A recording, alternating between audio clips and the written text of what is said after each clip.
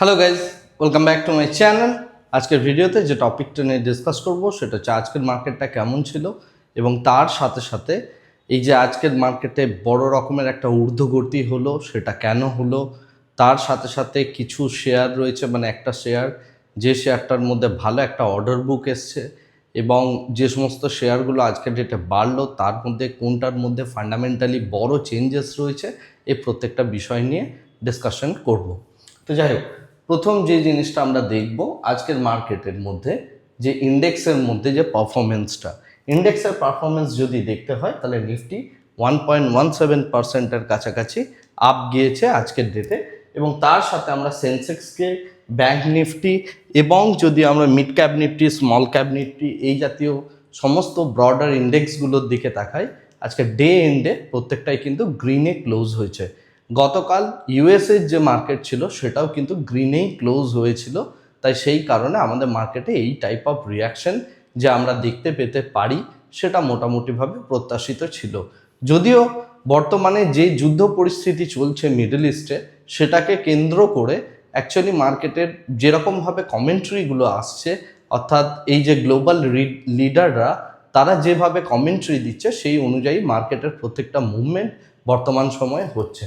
তো এই broader market ছাড়াও আমরা যদি দেখার চেষ্টা করি আজকের ডেটে সব থেকে ইম্পর্টেন্ট জিনিসটা হচ্ছে ইন্ডিয়া ভিক্স। ইন্ডিয়া ভিক্স যেটা 21-এর কাছে চলে গিয়েছিল সেটা আজকের ডেটে এক্সপায়ারি ডে থাকার জন্য হোক বা মার্কেটের এই ঊর্ধ্বগতিটা থাকার জন্য 15%-এর কাছাকাছি ভিক্সকে আমরা ড্রপ করতে বা কুল অফ হতে দেখলাম। এই যে ভিক্সের ড্রপ, এটা যে জিনিসটা ব্যক্ত করে যে মার্কেট ধীরে ধীরে আবার পুনরায় আস্তে আস্তে স্টেবল জায়গায় ফেরত আসছে। তো কেন ফেরত আসছে না আসছে সেই বিষয়গুলো নিয়ে আমি পরের স্লাইডে ডিসকাশন করছি।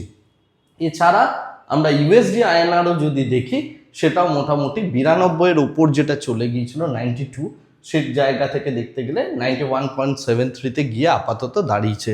এছাড়া আমরা যদি বিটকয়েন দেখি, বিটকয়েন প্রাইস 2-3 দিন আগে 63-র কাছে চলে গিয়েছিল, সেই জায়গা থেকে 73,000-এর ওপর উঠে গেছে, 73,000 পার ডলার পার বিটকয়েন, তো সেই জায়গার উপরে উঠে গেছে। এবং যদি আমরা ইউএসের বন্ডের ইল্ড দেখি সেটাও কিন্তু ধীরে ধীরে বাড়ছে, রাইট?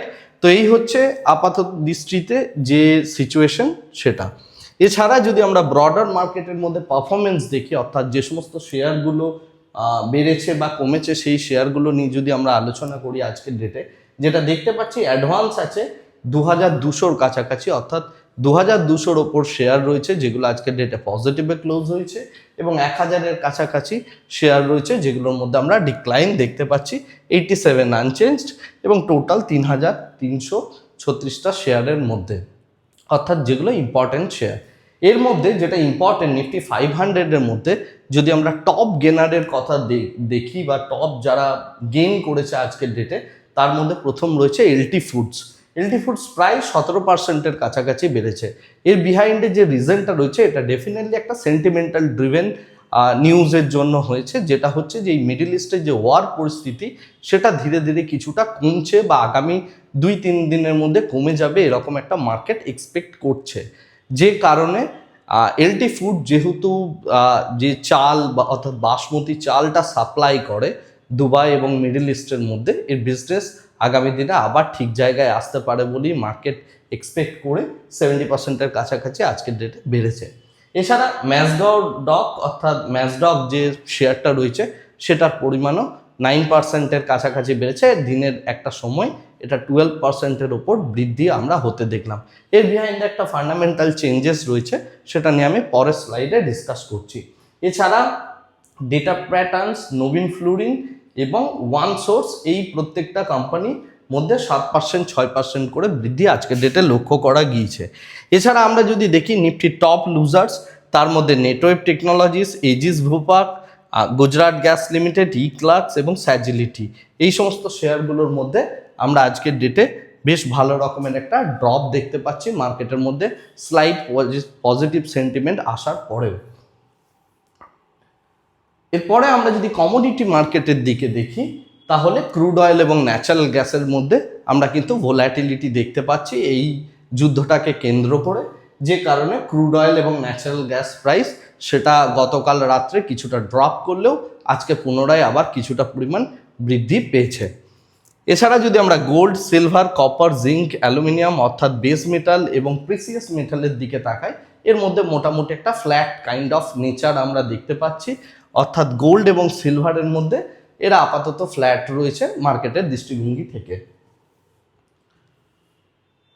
আগামীকালের জন্য যেটা ইম্পর্টেন্ট, অর্থাৎ আগামীকালের মার্কেটে আমাদের ইন্ডিয়া এবং ইউএসএর রেসপেক্টে কিছু ডেটা রিলিজ হতে চলেছে, ইকোনমিক ডেটা। এই সমস্ত ইকোনমিক ডেটাগুলোর উপর ভিত্তি করে মার্কেটের নতুন ডাইরেকশন শুরু হবে।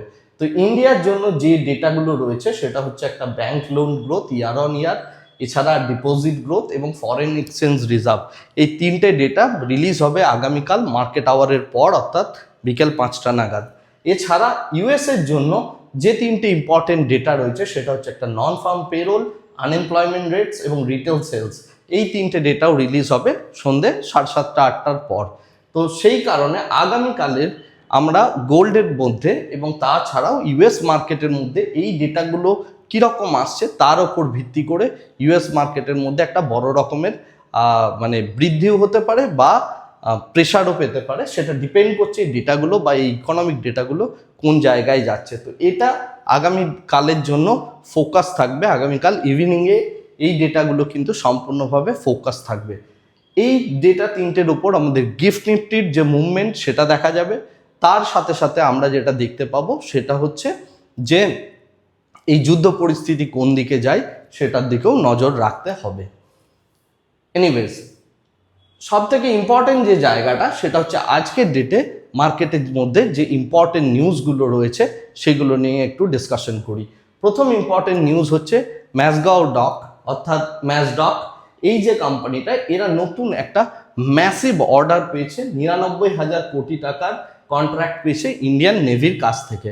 99,000 কোটি টাকা, এটাকে কেন ম্যাসিভ অর্ডার বলা হচ্ছে তার কারণ এই কোম্পানিটার যে টোটাল মার্কেট শেয়ার ছিল সেটা 80,000 কোটি টাকার মতো। আজকে 10% বাড়ার পর এটা 93,000 কোটি টাকার কাছাকাছি গিয়েছে। তো সেই সেন্সে দেখতে গেলে এর যে মার্কেট ক্যাপের থেকে বেশি পরিমাণ অর্ডার পেয়েছে, এটা কিন্তু একটা মার্কেটের জন্য বা এই পার্টিকুলার শেয়ারটার জন্য একটা বেশ বড় রকমের পজিটিভ নিউজ। যে কারণে আজকের ডেটে আমরা ম্যাসগাঁও ডগের মধ্যে একটা বেশ বড় রকমের মুভমেন্ট দেখতে পেলাম বা একটা বড় বুলিশ মুভমেন্ট দেখতে পেলাম। আগামী দিনে যদি এই অর্ডারটা তারা ডেলিভার করতে পারে বা রিয়েলাইজ করতে পারে, তাহলে আগামী কিছু দিনের মধ্যেই এই কিন্তু নিজের যে শেয়ার প্রাইস আছে তার মধ্যেও আমরা একটা পজিটিভ গতি, আরও পজিটিভ গতি আমরা আগামী দিনেও দেখতে পেতে পারি। নেক্সট যেটা ইম্পর্টেন্ট সেটা হচ্ছে কোরিয়া অর্থাৎ সাউথ কোরিয়ার মধ্যে আমরা যে জিনিসটা দেখেছিলাম সেটা হচ্ছে গতকাল সাউথ কোরিয়ান যে মার্কেট সেটা 12%-এর কাছাকাছি ফল করেছিল, কিন্তু আজকে তাদের যে মার্কেট সেটা 12%-এর উপর আপ হয়েছে। তার কারণ তাদের যে গভর্নমেন্ট, তারা $68 বিলিয়ন একটা বড় সাবসিডাইজ প্যাকেজ বা সাবসিডাইজ ফান্ড রিলিজ করেছে তাদের বিজনেস অ্যাক্টিভিটিকে আরও ত্বরান্বিত করার জন্য। এছাড়া সেন্সেক্স এবং নিফটির মধ্যে আমরা আজকের যে ঊর্ধ্বগতিটা দেখলাম সেটার মেইন রিজন হচ্ছে ট্রাম্প একটা নতুন পদ্ধতি বলা যেতে পারে বা একটা নতুন কমেন্ট্রি করেছে যে হরমুজ প্রণালীর মধ্যে দিয়ে প্রত্যেকটা অয়েলের যে শিপমেন্ট আছে এই শিপমেন্টটাকে তারা বাড়াতে চলেছে এবং সেই জায়গায় শিপমেন্ট অ্যাক্টিভিটিটাকে আবার পুনরায় চালু করতে চায়। এবং এটা চালু করার জন্য ইউএস যে নেভি আছে তারা কিন্তু প্রত্যেকটা জাহাজকে এসকর্ট করবে এবং এসকর্ট করে ওই প্রণালীর মধ্যে দিয়ে পাস করাবে। এই নিউজটা আসার পর থেকে মানে ইউএসের যে একটা ডমিনেন্স আছে পুরো পৃথিবীতে সেটাও যেমন বোঝা যায়, উল্টো দিক থেকে এই পরিস্থিতিটাকে রিভার্ট করার জন্য ইউএসএ কতটা উদ্গ্রীব সেই বিষয়টাও ব্যক্ত করে, যে কারণে আজকের মার্কেটের মধ্যে একটা পজিটিভ সেন্টিমেন্ট আমরা দেখতে পেয়েছি। এছাড়া আজকের দিনে যদি আপনারা দেখি মার্কেটের দিকে তাকাই, তাহলে দুপুর 2:30টার পর থেকে মার্কেটের মধ্যে বিশাল বড় রকমের একটা ঊর্ধ্বগতি আমরা দেখতে পেলাম। তার কারণ হচ্ছে ইরানিয়ান যে সমস্ত লিডাররা রয়েছে তারা যে কথাটা বলছে যে তারা ইউএসের সাথে বসতে রাজি আছে এবং তারা তাদের যে নিউক্লিয়ার প্রোগ্রাম রয়েছে সেটাতে তারা সেটাকে স্টপ করতে পারে। তাদের যে ইউরেনিয়াম তারা মজুদ রেখেছে সেই ইউরেনিয়ামের পরিমাণও তারা কমাতে ইন্টারেস্টেড এবং যদি তারা ইউএসের কাছ থেকে একটা খুব ভালো অ্যাকসেপ্টেবল অফার পায় তো এই দিকটার দিকে লক্ষ্য রেখে বা এই রকম একটা মন্তব্য যখন উঠে আসছে ইরানিয়ান লিডারদের কাছ থেকে, সেই জায়গাটার দিকে লক্ষ্য রেখে মার্কেট কিন্তু আজকে দুপুর 2:30টার পর একদম রকেটের বেগে একটা ঊর্ধ্বগতি দেখালো, রাইট? এবং সেই জিনিসটাই যদি আপনি দেখেন, আপনি এখন চার্টের মধ্যে দেখতে পাবেন। এগুলো প্রত্যেকটা নিউজ ড্রিভেন, এবং যে কথাটা আমি আমার আগের দুটো ভিডিওতেও বলেছিলাম যে এরপরে এই যুদ্ধটাকে শেষ করতে গেলে একমাত্র রাস্তা হচ্ছে নেগোসিয়েশনস, এবং খুব সহজেই একটা নেগোসিয়েশনের জায়গায় যাবে প্রত্যেকটা দেশ, প্রত্যেকটা যারা ইনভলভ রয়েছে পুরো যুদ্ধের মধ্যে। কারণ এখানে প্রচুর বিলিনিয়ার যারা রয়েছেন বা global trades, global supply chain, পুরো বিষয়টাই কিন্তু ব্যাহত হচ্ছে। তো সেই কারণে এরকম একটা পজিটিভ মন্তব্য ইরানের দিক থেকে আসার ফলে মার্কেট কিন্তু এটাকে একটা পজিটিভ হিসাবে নিয়েছে। এছাড়া তারা ইউরেনিয়ামের মধ্যেও যে রোল ব্যাকটা করবে সেই বিষয়টাও কিন্তু ইরানের যে গভর্নমেন্ট রয়েছে বা এই মুহূর্তে যারা ক্ষমতায় রয়েছে তারা প্রত্যেকে জানিয়েছে। এই দুটো হচ্ছে মেইন রিজন, বা এই তিনটে মেইন রিজনের জন্য আজকের ডেটে মার্কেটের মধ্যে এই বুলিশ মুভমেন্টটা আমরা দেখতে পেলাম। এবং সব থেকে ইম্পর্টেন্ট এই লাস্ট যে দুটো নিউজ রয়েছে, এই দুটো নিউজ থাকার জন্য আজকে দুপুর 2:30টার পর থেকে মার্কেটের মধ্যে একটা বেশ বড় রকমের ঊর্ধ্বগতি আমরা দেখতে পেলাম। তো এই হচ্ছে আজকের ডেটে মার্কেটের জন্য টোটাল ডিসকাশন। আজকের ভিডিওটাকে আর এর থেকে বেশি দীর্ঘায়িত করছি না, ভিডিওটাকে এই জায়গাতেই স্টপ করছি। Thank you very much, bye bye, tata.